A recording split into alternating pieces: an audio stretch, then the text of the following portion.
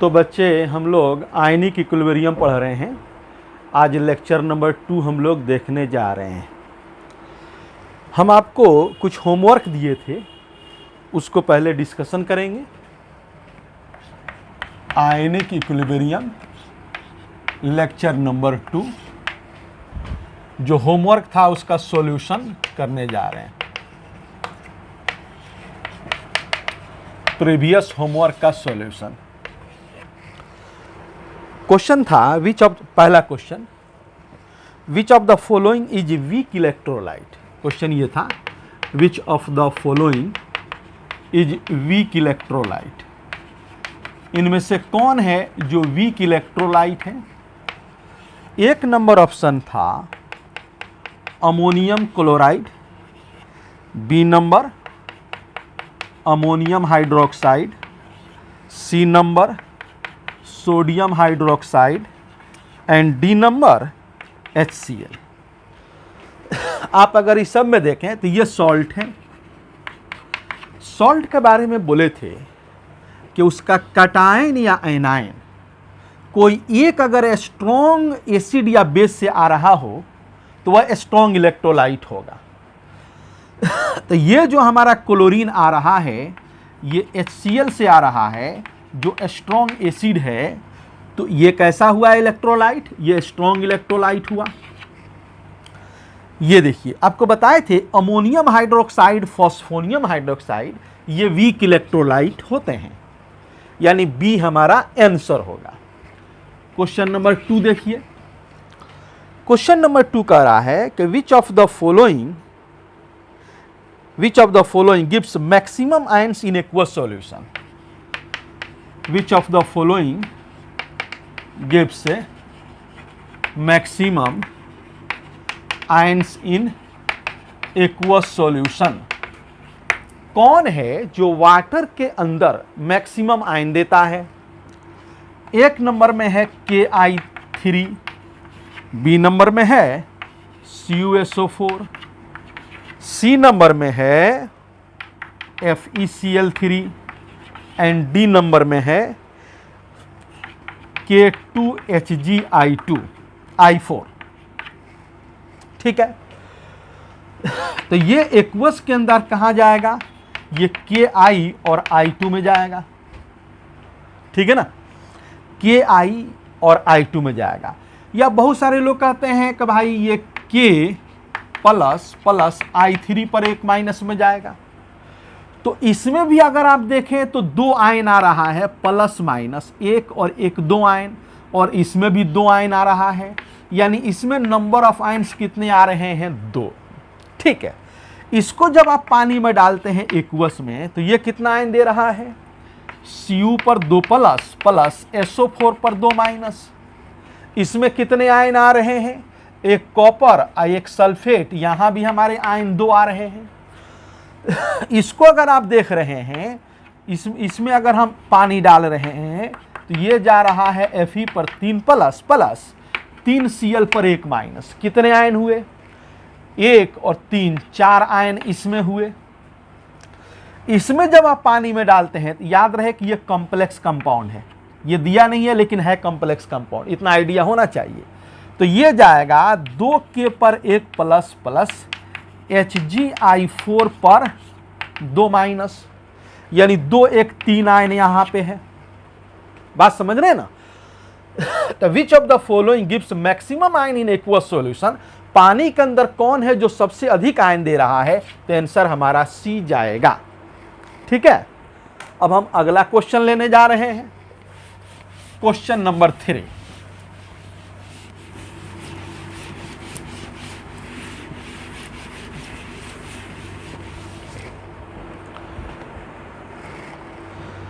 Question number 3 कह रहा है,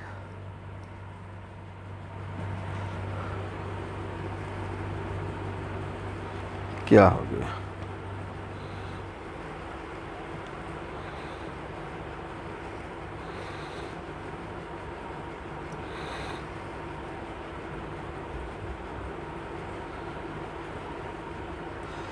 विच of the following is weak electrolyte 3 में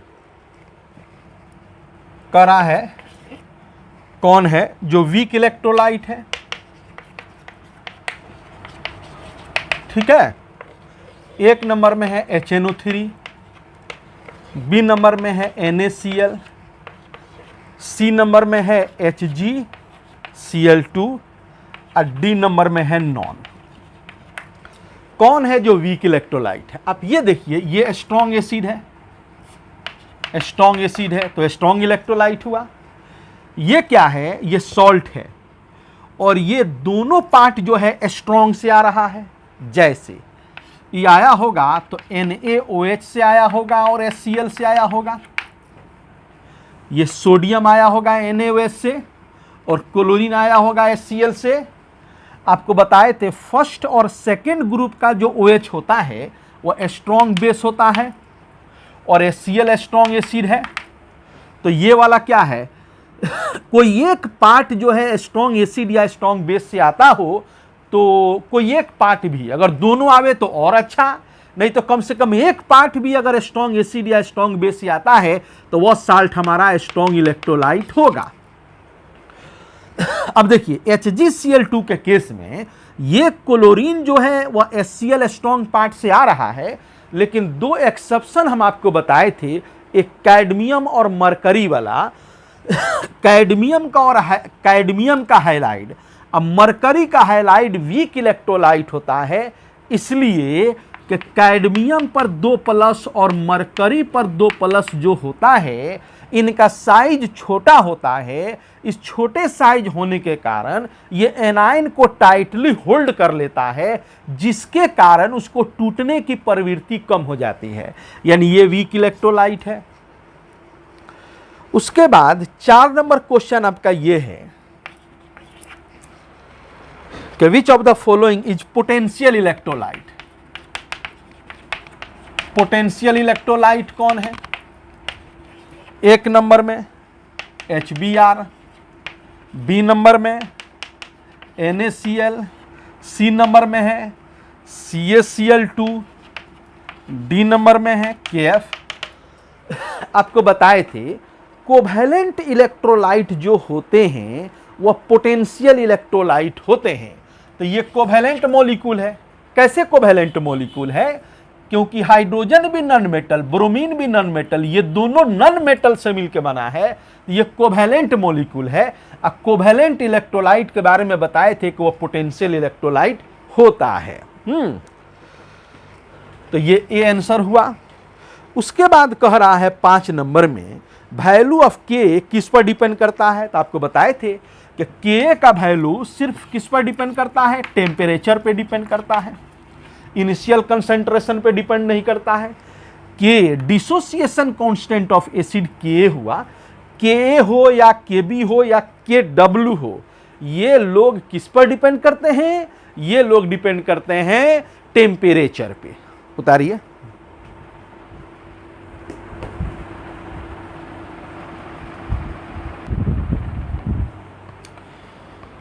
तो बच्चे हम आपके से बात किए थे आयनिक इक्विलिब्रियम, लेक्चर 2 आज का है। तो आपसे बात किया था एसिड के बारे में और एक बेस के बारे में, इसको बता दिए थे, उसको आज बताना है। एसिड में मान लीजिए कोई Ha है और ये वीक एसिड है तो टूटेगा H पर 1 प्लस A पर 1 माइनस। कह रहा है कि मान लीजिए इनिशियली ये C है, इसका कंसंट्रेशन C है, तो उस समय ये बना नहीं होगा। और अगर जब इक्विलिब्रियम इसमें अचीव होगा तो आपको बताए थे कि जो यहाँ वही यहाँ और वही इंटू अल्फा करना है हमको। जो यहाँ लिखेंगे उसी को यहाँ लिखेंगे और उस वही इंटू अल्फा। सी अल्फा निकल रहा है यहाँ से तो सी अल्फा बनेगा, सी अल्फा बनेगा। चूंकि एसिड है तो के होगा बराबर कंसंट्रेशन ऑफ प्रोडक्ट H पर 1 प्लस गुने A पर 1 माइनस बटा कंसंट्रेशन ऑफ HA। तो K बराबर क्या हो गया? H पर 1 प्लस का इक्विलिब्रियम पे क्या है? इक्विलिब्रियम पे कंसंट्रेशन C अल्फा है। ये भी हमारा A पर 1 माइनस का कंसंट्रेशन C अल्फा है। और HA का कंसंट्रेशन कितना है, C माइनस सी अल्फा, बराबर क्या हो गया C स्क्वायर अल्फा स्क्वायर, बटा ये हो गया C कॉमन हो गया 1 माइनस अल्फा, इससे ये कट गया, बराबर क्या हो गया C अल्फा स्क्वायर, बटा क्या हो गया 1 माइनस अल्फा। आपको बताए थे चूंकि अल्फा बहुत कम होता है, पिछले क्लास में बात हुआ था, चूंकि अल्फा का वैल्यू बहुत कम होता है, ये 5% होता है, 5% का मतलब हुआ 0.05, तो आप एक में से 0.05 घटाइएगा तो बहुत कम आएगा। तो एक में से जब ये बहुत कम घटेगा तो ये क्या हो जाएगा C अल्फा स्क्वायर बटा 1, यानी C अल्फा स्क्वायर। इसका मतलब क्या हुआ कि K बराबर हो गया C अल्फा का स्क्वायर, तो ये एक फॉर्मूला आया, ठीक है ना। या ये याद कीजिए, चाहे अल्फा बराबर आप बोल दीजिए अंडर रूट K बटा C, ठीक है ना। तो ये इक्वेशन लिख करके आप वहां पहुंच सकते हैं, मेन इक्वेशन लिखने आना चाहिए आपको।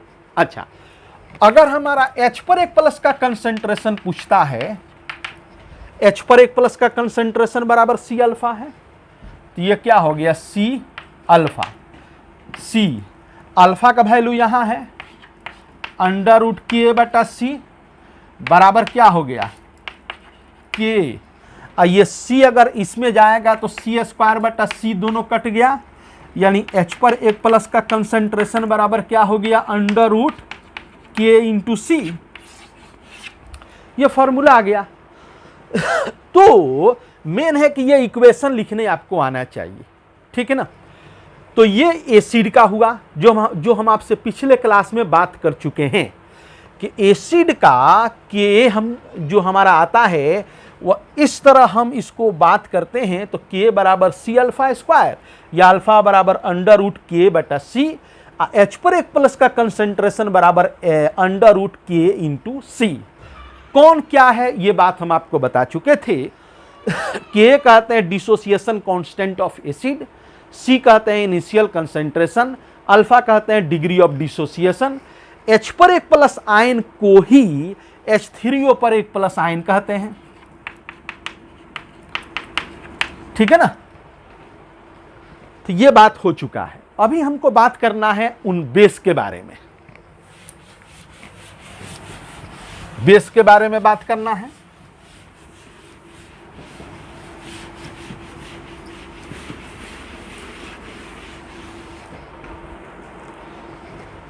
कर रहा है ये बेस, बेस मान लीजिए हम ले रहे हैं BOH बेस ले रहे हैं, ये कैसे होगा, ये जाएगा B पर प्लस OH पर माइनस।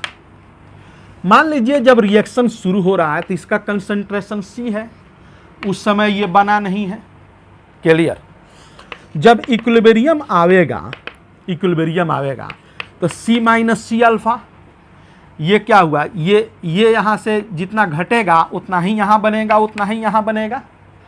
चूंकि ये बेस है तो KB बराबर क्या होगा B पर एक प्लस इंटू OH पर एक माइनस बटा इनका कंसंट्रेशन BOH बराबर क्या है B पर एक प्लस का कंसंट्रेशन C अल्फा, OH पर माइनस का कंसंट्रेशन C अल्फा बटा कितना इनका concentration C minus C alpha, तो बराबर क्या हुआ C अल्फा स्क्वायर बटा C इंटू 1 माइनस अल्फा, ये दोनों कट गया तो C अल्फा स्क्वायर हो गया, यानी हमारा क्या आ गया KB बराबर C अल्फा स्क्वायर आ गया। या तो ये याद कीजिए या अल्फा बराबर कर दीजिए अंडर रूट KB बटा C, क्लियर।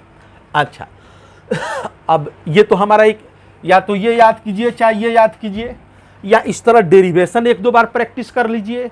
अच्छा, अगर हम बात करें कि भाई OH पर एक माइनस का कंसंट्रेशन क्या होगा, तो OH पर एक माइनस का कंसंट्रेशन बराबर C अल्फा, C अल्फा का वैल्यू कितना है यहां पे है KB बटा A, यानी KB C अंदर जाएगा तो क्या होगा C स्क्वायर बटा C, ये दोनों कट गया, यानी under root KB into C बराबर क्या हुआ, OH पर एक माइनस का कंसंट्रेशन। तो आपने ये देखा कि जो एसिड का इक्वेशन जिस तरह का आ रहा है, बेस का भी इक्वेशन उसी तरह का आ रहा है, ठीक है ना। सिर्फ एसिड में Ka है और बेस में Kb है। चलिए हम देखते हैं, थोड़ा और आगे बढ़ते हैं। आपने देखा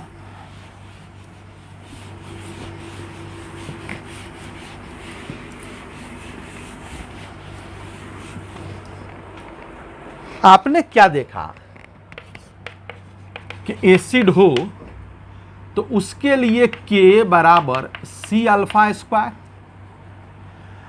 अगर बेस हो तो Kb बराबर C अल्फा स्क्वायर, जिसको हम अल्फा बराबर क्या बोलते थे, अंडर रूट K बटा C। इसको अल्फा बराबर क्या बोलते थे, अंडर रूट KB बटा C। अच्छा, ये एसिड है तो इसमें H पर एक प्लस का कंसंट्रेशन आता था, बराबर वो हमारा आता था C इंटू अल्फा। अल्फा का वैल्यू जब पुट कर देते थे तो हो जाता था under root K into C।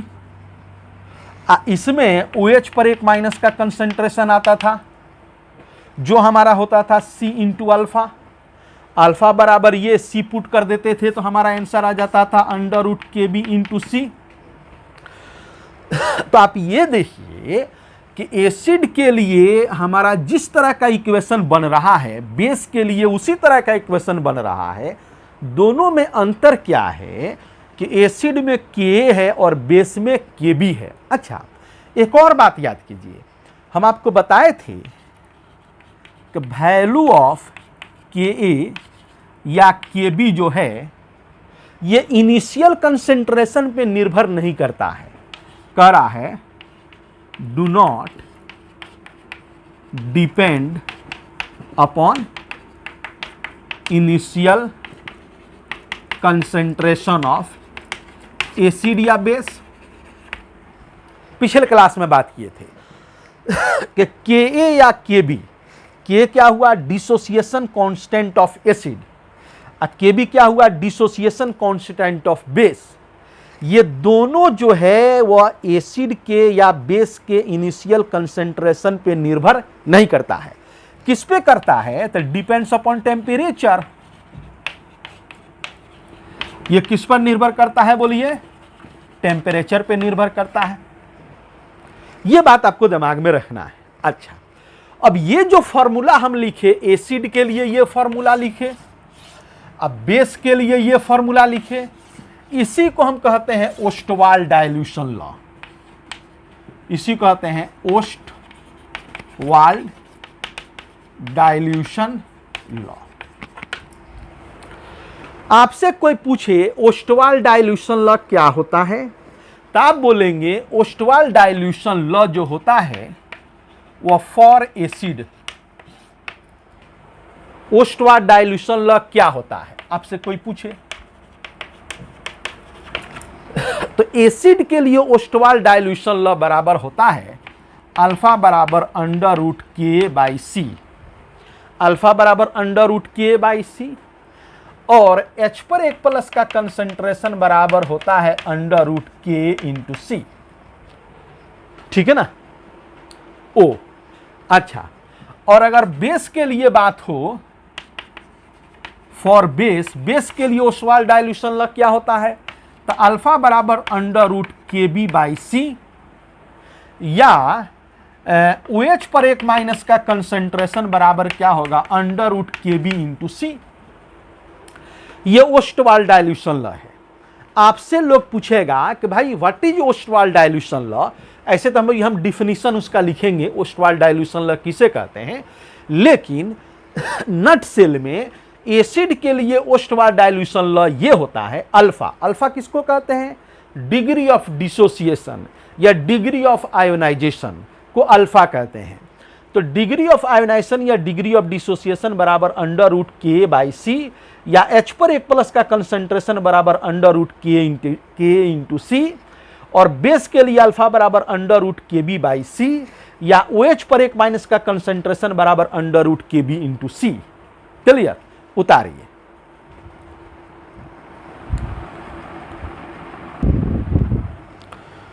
अब देखो बच्चे, हम लोग देखने जा रहे हैं Ostwald dilution law. Ostwald dilution law, आपसे कोई पूछा तो आप क्या कहेंगे? आप बोलेंगे अकॉर्डिंग टू दिस लॉ, इस लॉ का कहना है कि degree of dissociation, degree of dissociation, degree of dissociation, degree DoD, DoD यानी अल्फा, कह रहा degree of dissociation of weak electrolyte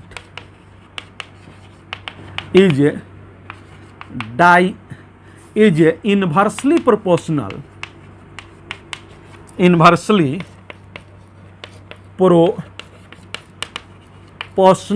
to a square root of their concentration and directly या directly proportional to volume of the solution.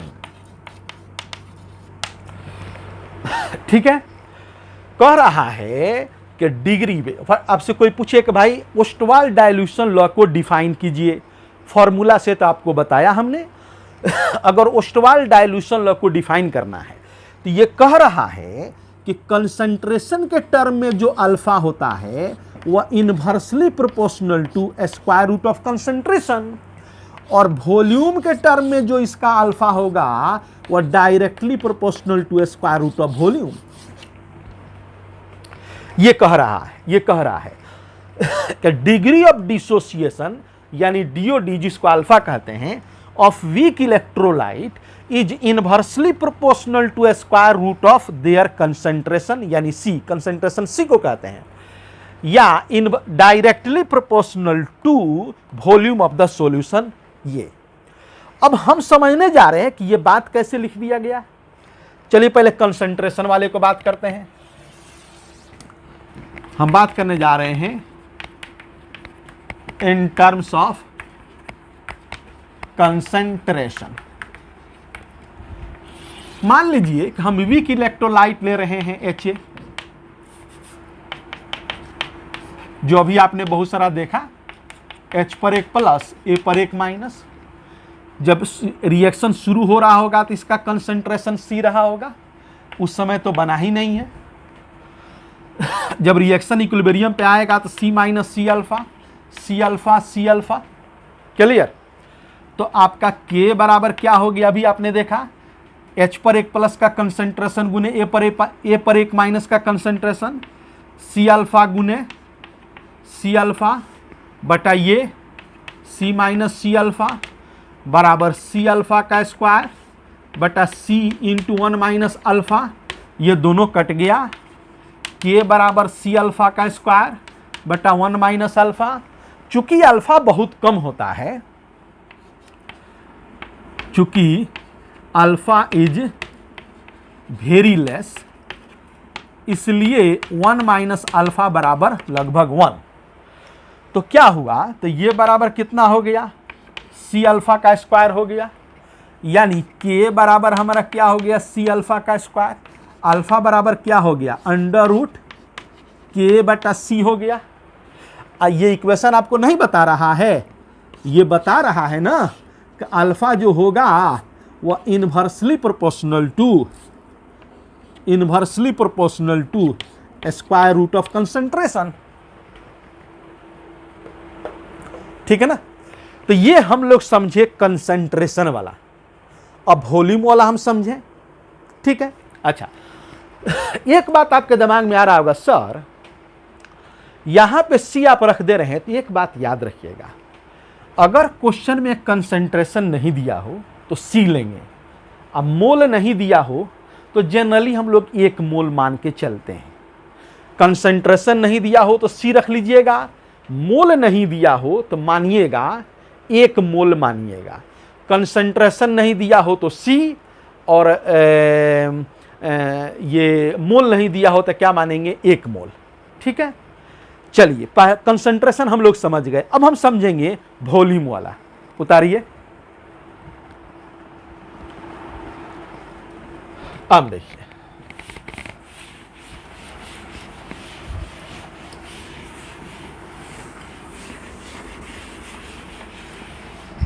अब हम समझने जा रहे हैं ये वॉल्यूम वाला। चलिए, तो ये HA है, H पर 1 प्लस प्लस A पर 1 माइनस, T बराबर 0 पे समझिए कि 1 मोल है। इसी में वॉल्यूम होता है, मोल में, याद रखिएगा। तो जब इक्विलिब्रियम आवेगा तो 1 माइनस 1 अल्फा, जो यहां लिखते हैं वही यहां, वही इंटू ये, बराबर क्या हुआ 1 अल्फा, ये भी 1 अल्फा हुआ, जो यहां से निकलेगा वही उधर बनेगा। तो ये मोल है, ये क्या हुआ मोल। हमको चाहिए क्या, कंसंट्रेशन। तो कंसंट्रेशन बराबर होता है मोल बटा वॉल्यूम, कंसंट्रेशन बराबर मोल बटा वॉल्यूम। ये मोल है, 1 मोल में से 1 गुने अल्फा मोल निकला, तो 1 गुने अल्फा मोल बना, 1 गुने अल्फा मोल बना। अब कंसंट्रेशन बराबर मोल बटा वॉल्यूम होता है, तो ये क्या हुआ 1 माइनस 1 इंटू अल्फा, अल्फा बटा वॉल्यूम भी, ये क्या हुआ अल्फा बटा भी, ये भी क्या हुआ अल्फा बटा भी। क्लियर। अब हम लिखेंगे के बराबर क्या होगा, H पर 1 प्लस का कंसंट्रेशन गुने A पर 1 माइनस का कंसंट्रेशन बटा HA का कंसंट्रेशन। क्लियर। ये क्या हुआ अल्फा बटा भी, H पर 1 प्लस, ये क्या हुआ अल्फा बटा भी, ये क्या हुआ 1 माइनस अल्फा बटा भी हुआ ना। देखिए ये भी कट गया, यानी के बराबर क्या हो गया अल्फा गुने अल्फा, अल्फा स्क्वायर बटा भी, ये क्या हुआ 1 माइनस अल्फा। ये तो हम लोग जानते हैं कि चूंकि 1 माइनस अल्फा बराबर लेना है 1, चूंकि अल्फा बहुत कम होता है, इसलिए के बराबर क्या हो गया अल्फा का स्क्वायर बटा भी। अब देखिएगा इस वाले इक्वेशन में क्या निकल के आया हमारा, अल्फा का स्क्वायर बराबर के इंटू भी, यानी अल्फा बराबर अंडर रूट के इंटू भी। तो देखिए alpha is directly proportional to, ये बता रहा है alpha is directly proportional to, ये यही ना बता रहा है alpha is directly proportional to under root भी वॉल्यूम। क्लियर। तो ये ओस्टवाल डाइल्यूशन लॉ हुआ। ओस्टवाल डाइल्यूशन लॉ क्या होता है, ये कंसंट्रेशन के टर्म में इसका degree of dissociation square root of concentration का उल्टा होता है, वॉल्यूम के टर्म में स्क्वायर रूट ऑफ वॉल्यूम का डायरेक्टली प्रोपोर्शनल होता है। ये कौन, ओस्टवाल डाइल्यूशन लॉ। उतारिए।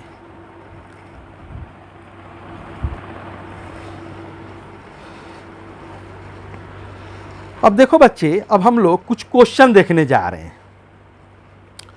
अभी जो बात हम लोगों ने पढ़ा इस पर क्वेश्चन देखो। क्वेश्चन नंबर पहला है कि 4 acids HA, HB, HC and HD have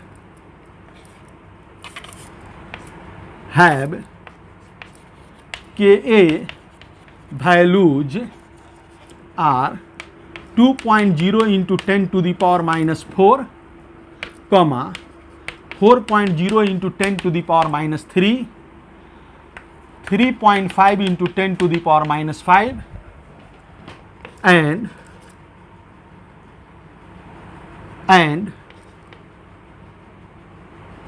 4.5 into 10 to the power minus 3 respectively. करा है right the correct order of acidic strength among HA, HB, HC and HD।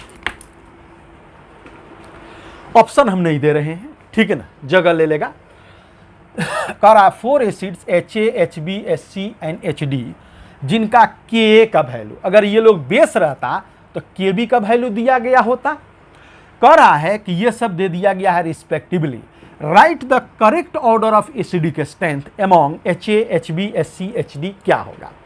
तो मेरे बच्चे याद रहे कि पिछले क्लास में हम आपको बात बताए थे, आपको बात ये हम बताए थे नोट में कि बच्चे Ka अगर बढ़ेगा तो एसिडिक स्ट्रेंथ बढ़ेगा, एसिडिक स्ट्रेंथ बढ़ेगा। Ka घटेगा तो एसिडिक स्ट्रेंथ घटेगा।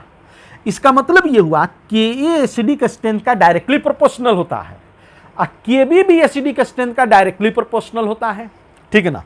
Ka बढ़ने से एसिडिक स्ट्रेंथ बढ़ता है और Ka के घटने से एसिडिक स्ट्रेंथ भी क्या होता है, घटता है।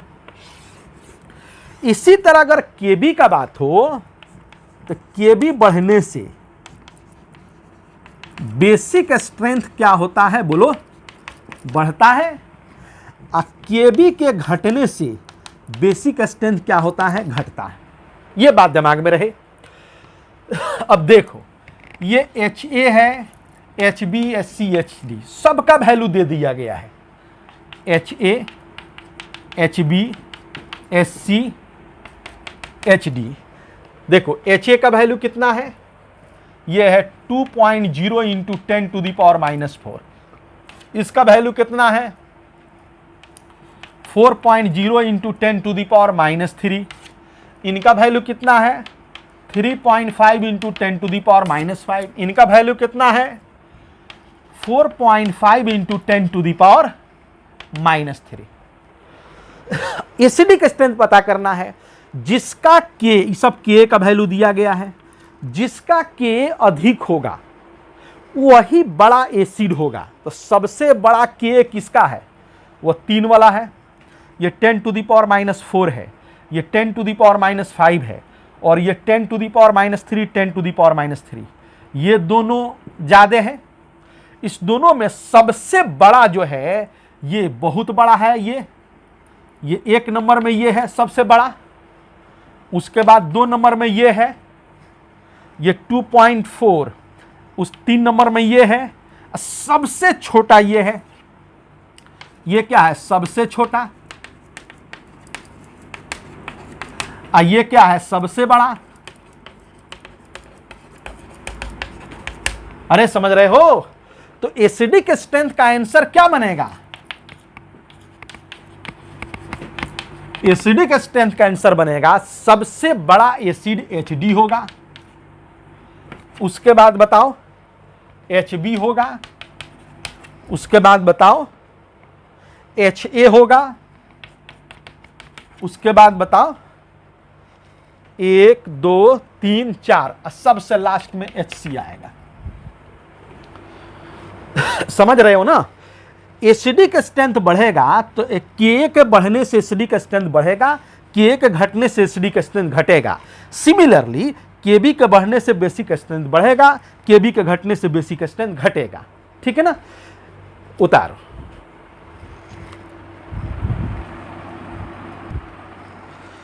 चलो 2 क्वेश्चन और लेते हैं। कह रहा है 4 acids HF,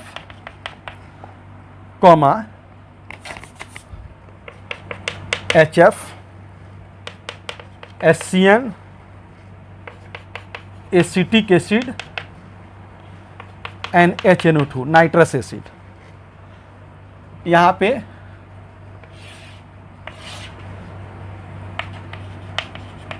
value of K, इसका K है 3.5 इंटू 10 टू द पावर -10 -4, इनका है 4.9 इंटू 10 टू द पावर -10, इनका है 1.7 इंटू 10 टू द पावर -5, इनका है 4.5 इंटू 10 टू द पावर -4। कह रहा है द करेक्ट ऑर्डर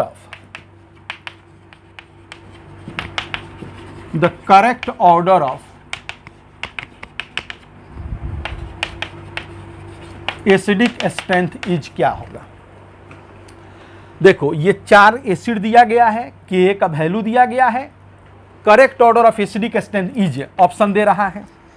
पहला ऑप्शन है सबसे बड़ा HCN होगा, उससे छोटा एसिटिक एसिड होगा, उससे छोटा HF होगा, उससे छोटा HNO2 होगा।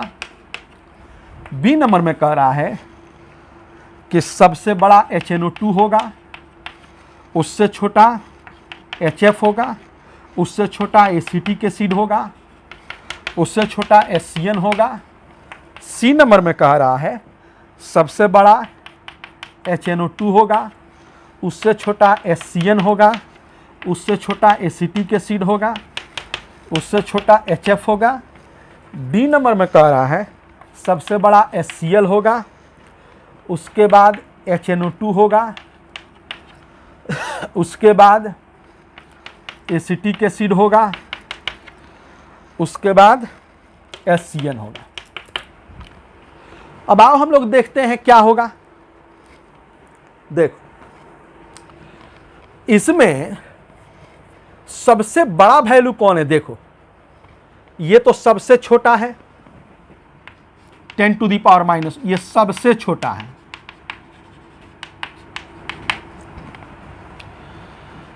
और ये -4 ये सबसे बड़ा है।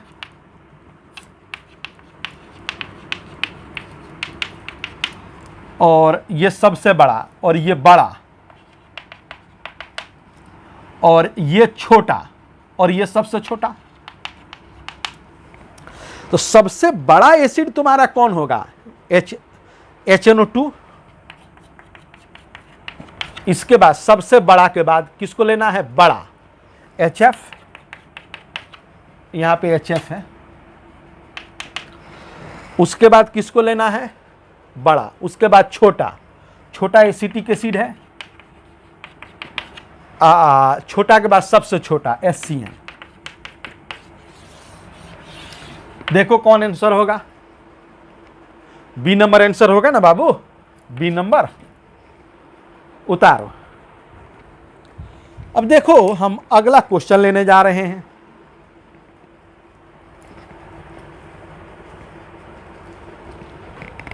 उतार लिया, चलो अब हम लोग देखने जा रहे हैं।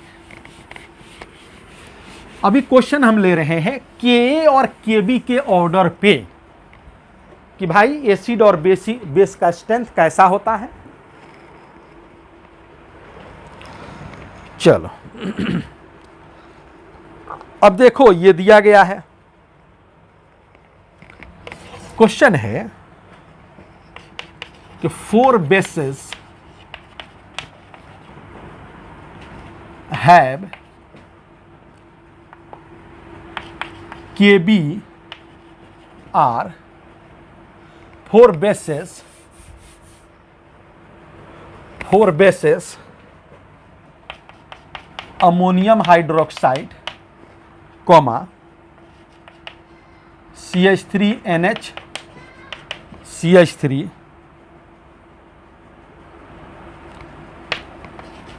CH3N CH3 और CH3, और यहाँ 3 बेसेज ले लो। 3 बेसेस ये एंड ये have value of KB is 1.7 into 10 to the power -5, comma 5.4 into 10 to the power -4 and 6.4 into 10 to the power -5 respectively.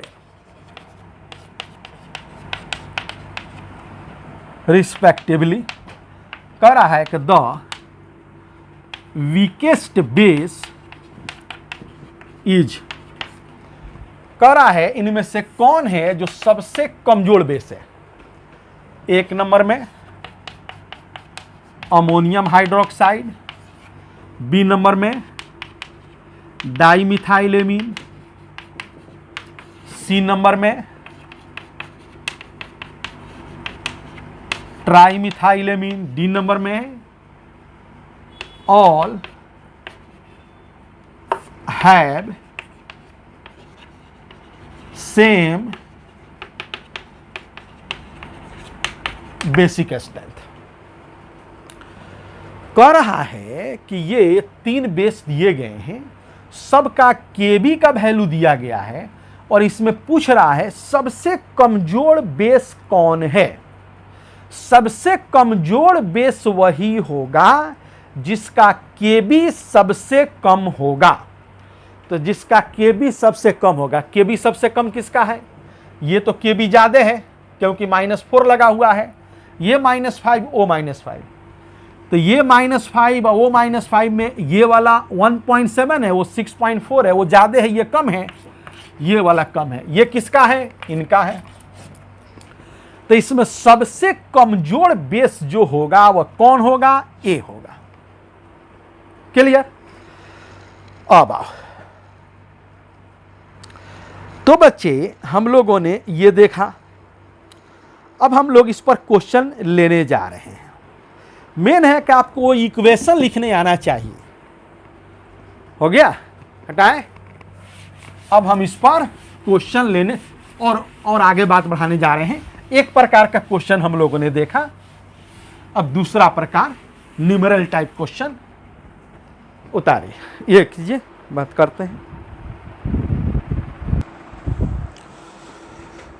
चलो बच्चे, अब अगला क्वेश्चन हम देखने जा रहे हैं। क्वेश्चन कह रहा है कि the dissociation constant of acetic acid, the dissociation constant Ka of acetic acid is 1.6 into 10 to the power -5 at 298 Kelvin. Calculate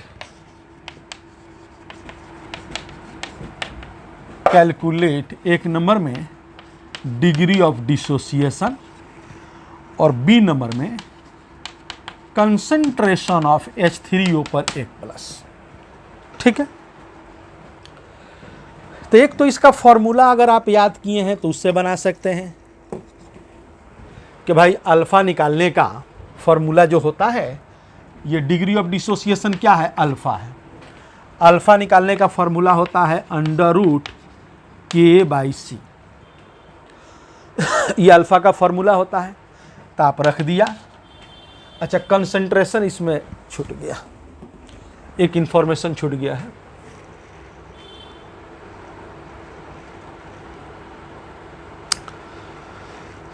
कह रहा है इफ इट से, कह रहा है if it's 4 molar solution, concentration कितना है? 4 मोलर है। ठीक है ना। एगो तो आप यह अल्फा याद किए हुए हैं, तो आप डायरेक्ट रख देंगे वैल्यू। के का वैल्यू कितना दिया गया है? 1.6 into 10 to the power -5। Alpha कितना दिया गया है? कंसंट्रेशन कितना दिया गया है? वो 4 दिया गया है। तो ये हो गया 16 इंटू 10 टू दी पावर -6/4, 4 चौका 16, यानी 2 into 10 to the power -3 alpha निकल गया। एक नंबर का आंसर आ गया, इसका एक नंबर बन गया हमारा। बी नंबर बनाना चाहते हैं तो आप जानते हैं कि H3O पर एक प्लस बोलिए, चाहे इसी को हम H पर एक प्लस कहते हैं, ये बराबर क्या है C इंटू अल्फा, आपको बताए थे। तो C और अल्फा का वैल्यू हम निकाल चुके हैं कितना, ये कंसंट्रेशन कितना है 4, अल्फा का वैल्यू निकाले हैं 2 इंटू 10 टू दी पावर -3, गुना कर देंगे तो 8 into 10 to the power -3 answer. ठीक है ना। एक तो उसका मैंने फॉर्मूला हम याद किए हैं, उससे बना सकते हैं। एक दूसरा तरीका क्या है कि डायरेक्ट हम इक्वेशन पूरा मैंने लिखे या उसको डेराइव करके बनावे, वो ज़्यादा तरीका सही है, क्योंकि उससे थोड़ा आपके दिमाग में कॉन्सेप्ट आएगा। चलिए हम वो देखने जा रहे हैं। देखिए, जो सबसे बेस्ट टेक्निक है वो यही है जो अभी हम बताने जा रहे हैं।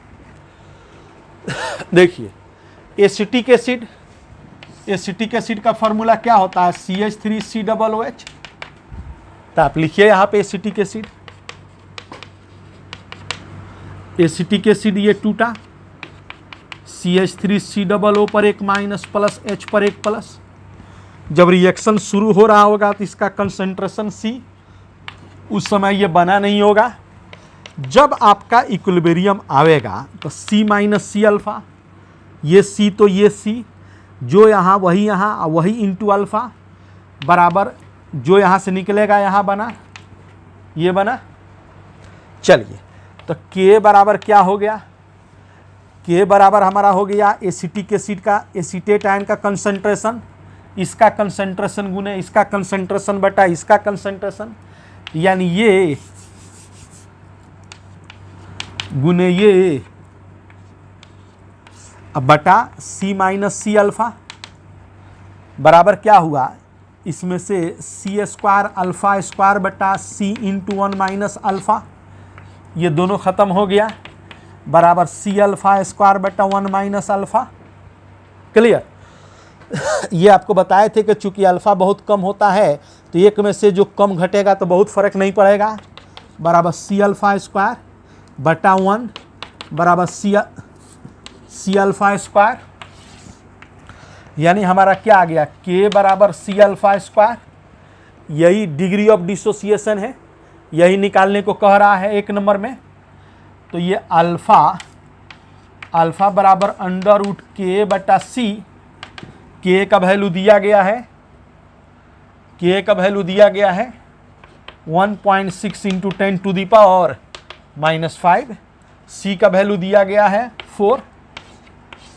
ये गुना भाग किए थे तो ये 4 मरतबा कट गया था, तो 4 का √2 into 10 to the power -3 answer आ गया था अल्फा। उसके बाद ये अल्फा हमारा आ गया, ये आंसर किसका हुआ, ए का आंसर हुआ। अब हम बी यहां बनाने जा रहे हैं, कंसंट्रेशन ऑफ H3O पर एक प्लस। तो H पर एक प्लस को ही H3O पर एक प्लस कहते हैं, दोनों में कोई अंतर नहीं है। तो कह रहा है H3O पर एक प्लस का कंसंट्रेशन क्या होगा, इसका कंसंट्रेशन कितना है C अल्फा बराबर कितना है C अल्फा, C का वैल्यू कितना है कंसंट्रेशन, देखिए वहां पे 4 मोलर दिख रहा है। अल्फा अब निकाले हैं, अल्फा है 2 इंटू 10 टू दी पावर -3 बराबर कितना हो गया 8 into 10 to the power -3 answer. ठीक है ना। तो ये एक क्वेश्चन हुआ। अगला क्वेश्चन लेते हैं, उतार लीजिए, उतारिए। अगला क्वेश्चन पे हम बात करते हैं।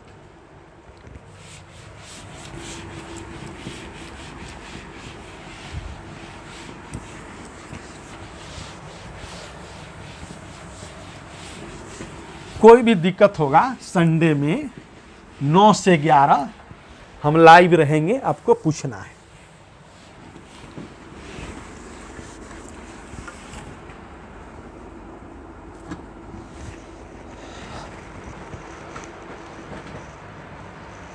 अब देखिए अगला क्वेश्चन कह रहा है calculate the concentration of OH पर 1 माइनस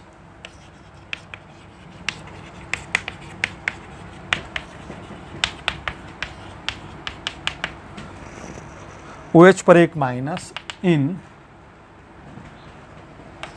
0.01 मोलर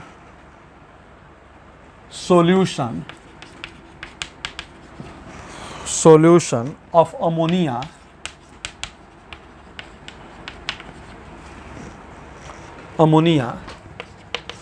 if Kb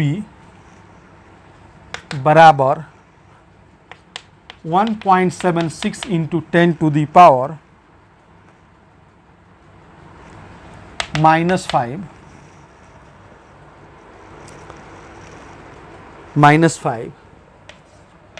और गिवन है under root 176 into 10 to the power -5 बराबर 4.2 into 10 to the power 2 10 to the power -2। ठीक है, ये दिया गया है। कह रहा है कैलकुलेट द कंसंट्रेशन ऑफ, ठीक है, चलिए इनका कंसंट्रेशन बताना है इन इतना molar of ammonia if Kb ये दिया गया है। अब देखिए अमोनिया को हम पानी में रखेंगे क्योंकि पानी से ही OH पर माइनस जनरेट होगा। चलिए हम देखने जा रहे हैं। अमोनिया है, इसको पानी में रखा। हम लोग जानते हैं कि वाटर जो है वह H पर 1 प्लस देता है। जब ये H पर 1 प्लस देगा तो इसमें आ जाएगा NH4 पर प्लस और प्लस OH पर माइनस।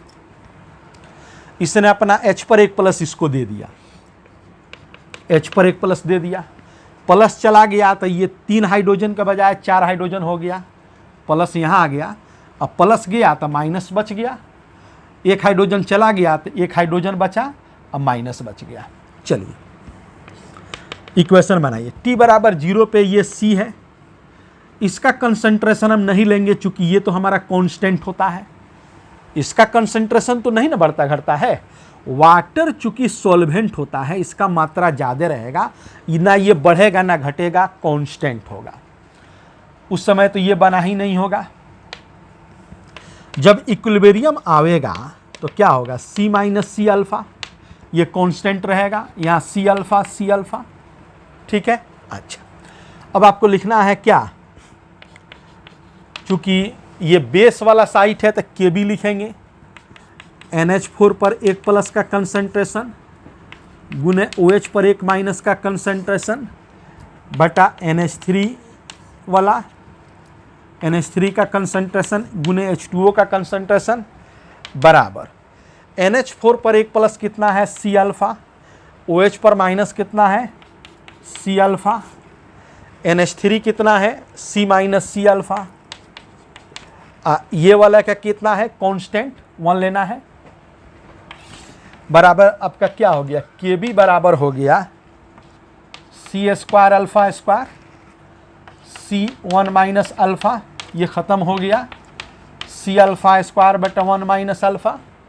चूँकि आप जानते हैं कि अल्फ़ा का वैल्यू बहुत कम होता है तो एक में से बहुत कम को घटाएंगे बहुत फ़र्क नहीं पड़ेगा, तो C अल्फा स्क्वायर बटा 1 यानी Kb बराबर क्या हो गया C अल्फा स्क्वायर। हमको निकालना क्या है, हमको निकालना है OH का कंसंट्रेशन। OH का कंसंट्रेशन C अल्फा होता है, उसके लिए अल्फ़ा हमको चाहिए, तो अल्फ़ा बराबर क्या हो गया अंडर रूट Kb बटा C।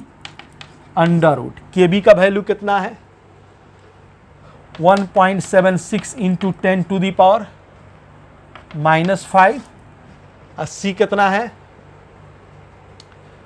0.01, ये दशमलव से दशमलव कट गया यानी आ गया 176 इंटू 10 टू दी पावर -5। और 176 इंटू 10 टू दी पावर -5 का वैल्यू दिया गया है, कितना दिया गया है 4.2 इंटू 10 टू दी पावर -2 दिया गया है, ये अल्फ़ा निकला। हमको निकालना क्या है calculate the concentration of OH पर माइनस, हमको OH पर माइनस का कंसंट्रेशन निकालना है। तो OH पर माइनस का कंसंट्रेशन, चूंकि OH पर माइनस का कंसंट्रेशन बराबर क्या है, ये है C अल्फा। C का वैल्यू कितना है बोलिए, कंसंट्रेशन कहाँ है, सॉरी यहाँ है 0.01 इंटू अल्फा का value 4.2 into 10 to the power -2 बराबर कितना हो गया 4.2 into 10 to the power -4। Answer समझ रहे हो ना। तो ये इक्वेशन देखो, इसमें इक्वेशन तुमको लिखने आएगा ना तो किसी तरह का क्वेश्चन बना दोगे।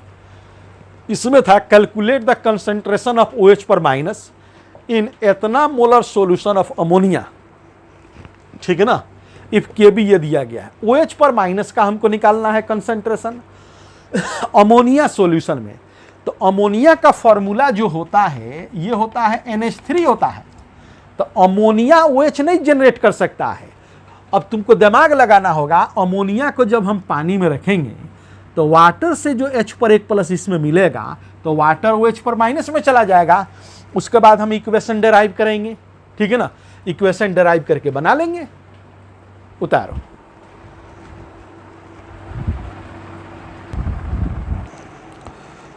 अब देखो बच्चे, हम लोग पढ़ने जा रहे हैं, अगला है ionization constant of polybasic acid. जो पॉलीबेसिक एसिड कहते हैं वह एसिड जो एक से ज्यादा H पर 1+ डोनेट करता हो। The acid which can donate more than 1 H पर 1+ आयन। पॉलीबेसिक एसिड कहते हैं वह एसिड जो एक से ज्यादा H पर 1+ देता हो, जैसे कार्बोनिक एसिड H2CO3, H3PO3, ठीक है ना, H2SO4 etc। ये सब में एक से ज्यादा क्या होगा, H पर 1+ निकलेगा, ठीक है ना। चलिए हम बात करना चाहते हैं, किसी एक के बारे में बात करना चाहते हैं। जैसे मान लीजिए कि हम इन्हीं को लेते हैं, ठीक है ना, कार्बोनिक एसिड H2CO3 के लेते हैं। तो इसमें आयोनाइजेशन कांस्टेंट का मतलब क्या होता है, इसका K होता है सिंबल। तो हम लोग जो लिखते हैं H2CO3 बराबर, जो हम ऐसे लिख देते हैं 2H पर 1+ प्लस CO3 पर 2- लिख देते हैं। एक्चुअली ये कुछ इस तरह का रहता है। ये जो हम लोग लिखते हैं इस तरह का, इसका अगर हम ऑपरेशन करें, डिटेल करें, तो ये इस तरह का रहता है कि H2CO3, इसका पहला जो डिसोसिएशन, फर्स्ट जो H पर 1+ निकलेगा, H पर 1+ प्लस HCO3 पर 1-। फिर क्या होगा, फिर जो हमारा HCO3 पर 1- जो होगा, फिर दूसरा H पर 1+ देगा, फिर ये निकलेगा। तो यहां भी एसिडिक बिहेवियर और यहां भी एसिडिक बिहेवियर। अगर इसको हम Ka1 बोलें और इसको Ka2 बोलें, Ka मतलब डिसोसिएशन कांस्टेंट ऑफ एसिड, ये भी हमारा डिसोसिएशन कांस्टेंट ऑफ एसिड। ये पहला डिसोसिएशन कांस्टेंट ऑफ एसिड, यानी फर्स्ट टूटना, सेकंड टूटना। ये दोनों में जो रिलेशन होता है बाबू, वह Ka1 जो होता है ये बहुत ज्यादा होता है Ka2 से। Ka1 जो होता है ये बहुत अधिक होता है Ka2 से। देखो यहां पे ये एसिड, अगर ये वीक एसिड है तो यहां पे बहुत वीक एसिड होगा, very and very weak acid होगा।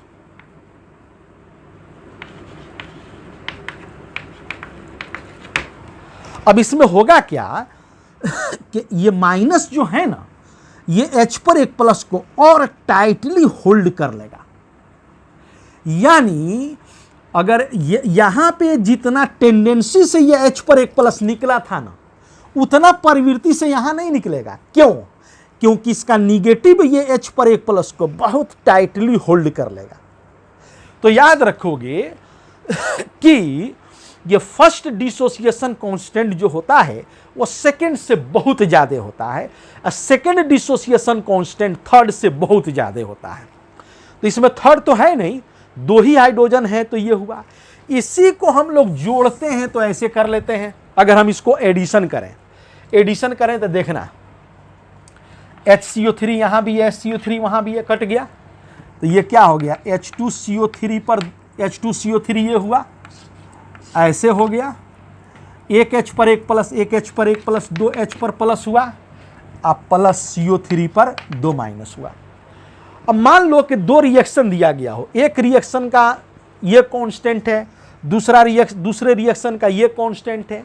अगर हम दोनों को जोड़ेंगे तो क्या ये जुटेगा कि गुना होगा कि भाग होगा, क्या होगा?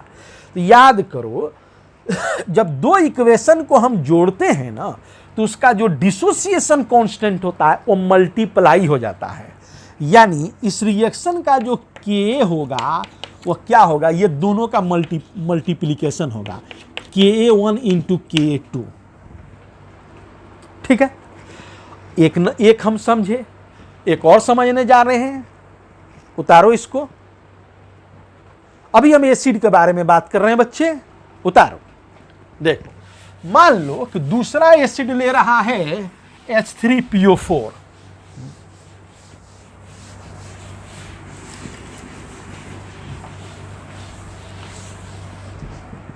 देखो, H3PO4 ले रहा है। H3PO4 है, H पर एक प्लस प्लस, H2PO4 पर 2 माइनस। इसका डिसोसिएशन कांस्टेंट Ka1 है। दूसरा क्या है, H2PO4 पर एक माइनस जो है, फिर ये H पर एक प्लस दिया, कहाँ चला गया, HPO4 पर 2 माइनस में चला गया, इसका Ka2 है। तीसरा है HPO4 पर 2 माइनस, इसने भी H पर एक प्लस दिया, चला गया कहाँ पे, PO4 पर 3 माइनस चला गया, Ka3 है। अब देखो, अब इसमें हम लोग इसको जोड़ेंगे ना, इसको तीनों को जोड़ेंगे तो इसका इक्वेशन वो बन जाएगा जो हम लोग जानते हैं। क्या जानते हैं कि भाई 3H पर एक प्लस प्लस PO4 पर 3 माइनस बन जाएगा। देख लो, H2PO4 पर माइनस यहाँ और एक वहाँ भी है, ये कट गया। HPO4 पर 2 माइनस, HPO4 पर 2 माइनस, ये दोनों कट गया। यानी हुआ क्या, ये हमारा हो गया H3PO4 बराबर हो गया 1 2 3, 3H पर एक प्लस, प्लस क्या हो गया, PO4 पर 3 माइनस हो गया। क्लियर? अच्छा, और इसका जो Ka बनेगा वह तीनों गुना होगा, Ka1 into Ka2 into Ka3, तीनों को गुना करेंगे, क्योंकि रिएक्शन को जोड़ने पे उसका जो कांस्टेंट होता है मल्टीप्लाई हो जाता है। अच्छा, एक तो बात ये हुआ। दूसरा बात, इन तीनों में रिलेशन कैसा होगा भाई, ये तीनों में अगर हम रिलेशन की बात करें तो Ka1 जो होगा ये बहुत ज्यादा होगा किससे, Ka2 से, और Ka2 जो होगा ये बहुत ज्यादा होगा किससे, Ka3 से। देखो, ये यहां जो H पर एक प्लस अपना डोनेट करेगा, बड़ा आसानी से डोनेट कर देगा, लेकिन जब एक H पर एक प्लस निकल जाएगा तो बाकी जो हाइड्रोजन बचेगा उसको ये माइनस क्या करेगा, टाइटली होल्ड कर लेगा, तो बहुत कम टूटने की प्रवृत्ति बनेगी। अब एक और H पर एक प्लस निकल जाएगा, तो एक जो H पर एक प्लस बनेगा ये 2 माइनस, और टाइटली उसको होल्ड कर लेगा और उसको टूटने की प्रवृत्ति कम हो जाएगी। तो इस तरह का साइट बनेगा। याद रखो, हमेशा कोई भी पॉली बेसिक एसिड हो, K1 बहुत ज्यादा होता है K2 से, और K2 तो और बहुत बहुत बहुत ज्यादा होता है किससे? K3 से। और जब रिएक्शन को जोड़ते हैं तो कांस्टेंट क्या होता है? मल्टीप्लाई हो जाता है। ठीक है ना? उतारो। तो ये डिसोसिएशन या आयोनाइजेशन कांस्टेंट ऑफ क्या हुआ? पॉली बेसिक एसिड हुआ। उसी तरह बेस में जाएगा। उतारो, बात करते हैं। देखो, अब हम बेस का इक्वेशन लिखने जा रहे हैं।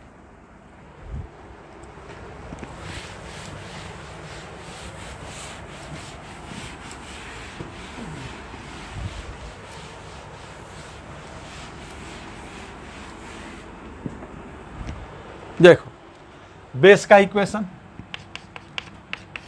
यानी डिसोसिएशन या ionization constant of poly acidic base. चलो, पॉली एसिडिक बेस क्या हुआ? वह बेस जो एक से अधिक OH पर माइनस डोनेट करता हो, विच donates more than 1 OH पर एक माइनस। जैसे एग्जाम्पल MOH का होल 2, माने जैसे CaOH का होल 2 या AlOH का होल 3 etc। चलो, हम इनको लेते हैं। CaOH का होल 2 लेते हैं।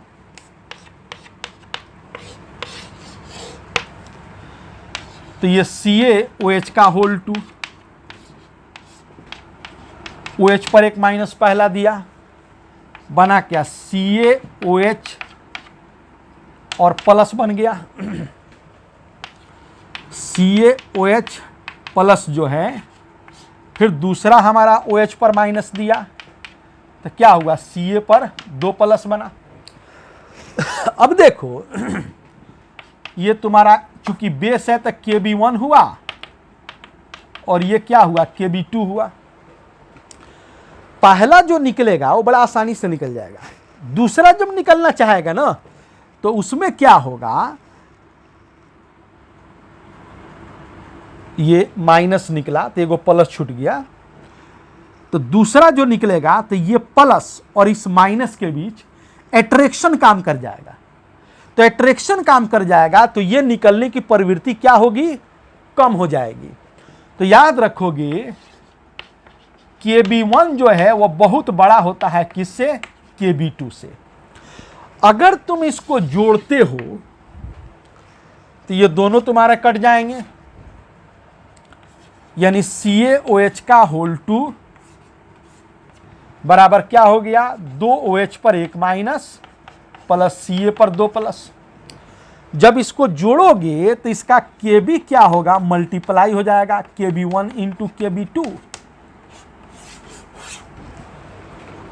ठीक है ना? तो ये याद रखना।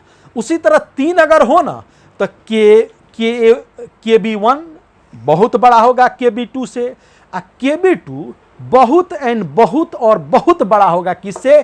Kb3 से। तो ये हुआ सेकेंड लेक्चर हम लोग का है। अब हम होमवर्क देने जा रहे हैं, इसको करोगे, फिर अगले क्लास जब हम लेकर के आएंगे तो उसमें हम इसको पहले होमवर्क करेंगे, फिर क्लास लेंगे। उतारो इसको।